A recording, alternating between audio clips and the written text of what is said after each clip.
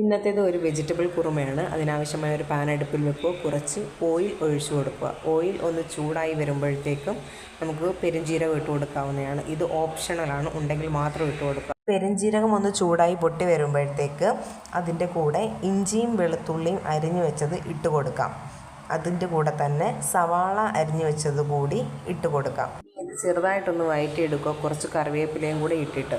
ഒത്തിരി അങ്ങ് golden colour ആവണ്ട, ജസ്റ്റ് ഒന്ന് വഴറ്റിയെടുത്തിട്ട് അരിഞ്ഞു വെച്ചേക്കുന്ന മീഡിയം സൈസ് ഉരുളക്കിഴങ്ങും ഒരു മീഡിയം സൈസ് ക്യാരറ്റ്, കുറച്ച് ബീൻസ് എല്ലാം കൂടി ഇട്ട് കൊടുത്ത് നന്നായിട്ടൊന്ന് ഇളക്കി യോജിപ്പിക്കുക. എന്നിട്ട് 1 teaspoon garam masala, 1 table spoon മല്ലിപ്പൊടി, 1/4 ടീസ്പൂൺ മഞ്ഞൾപ്പൊടി ഈ രീതിയിൽ ഇട്ട് കൊടുക്കാം. ഇനി ഇതിൻ്റെ പച്ചമണം മാറുന്നത് വരെ നന്നായിട്ടൊന്ന് ഇളക്കി കൊടുക്കാം. നന്നായിട്ടൊന്ന് ഇളക്കിയിട്ട് ഒരു 1.5 കപ്പ് വെള്ളം ഒഴിച്ചു കൊടുക്കാം. ആ വെജിറ്റബിൾസ് വേകാൻ പാകത്തിനുള്ള വെള്ളം ഒഴിച്ചു കൊടുക്കുക. ഇനി അല്പം ഉപ്പിട്ടിട്ട് ഇതൊന്ന് വേകാൻ വേണ്ടി വെയിറ്റ് ചെയ്യാം. അപ്പോൾ വെജിറ്റബിൾസ് ഇവിടെ വെന്ത് വന്നിട്ടുണ്ട്. ഇനി അതിലേക്ക് 1/2 കപ്പ് തേങ്ങയും 2-3 കാഷ്നട്ടും കൂടി അരച്ച് നല്ല തിക്ക് പേസ്റ്റ് ആക്കിയെടുത്തത് ചേർത്ത് കൊടുക്കാം.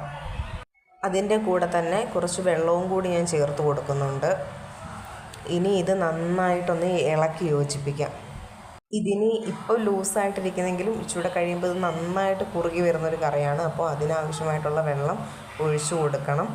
അപ്പത്തിൻ്റെ കൂടെയും ഇടിയപ്പത്തിൻ്റെ കൂടെയും ചപ്പാത്തിയുടെ കൂടെയൊക്കെ കഴിക്കാൻ പറ്റിയ നല്ല അടിപൊളി ഒരു കറിയാണ്.